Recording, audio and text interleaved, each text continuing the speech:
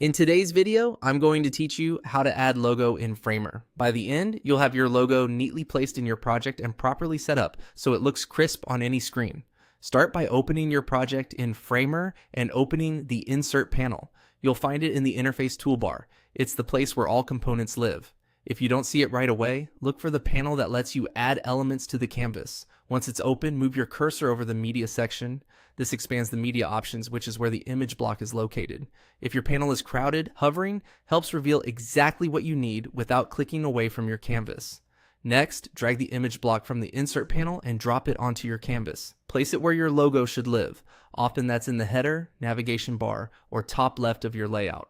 As you drag, Framer will show blue highlights to indicate valid drop zones, which helps you land it in the right layer. After dropping it, you can resize the block by dragging the handles and position it using the alignment guides so it snaps into a clean, consistent spot. With the image block selected, look to the right-hand Properties panel and find the Fill section. Click on the image thumbnail or the image control inside Fill. This opens Framer's Media Picker, which is where you'll link your logo file.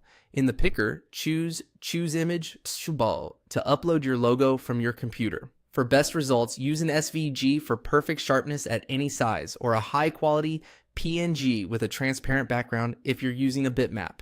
Keep file size reasonable so your site loads fast. Once your logo is in, adjust how it sits inside the block. In Fill, pick a fitting mode like Contain to avoid cropping and keep the full logo visible.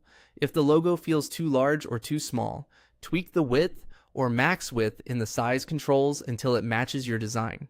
You can also fine-tune its position within the layout by nudging it or using auto layout settings, ensuring it stays aligned with other elements. A quick tip for polish: add descriptive alt text in the image settings so screen readers can identify your brand, and make sure there's no unintended background color behind the logo if you want transparency to shine through. That's it. Your logo is added, properly configured, and ready to go in Framer.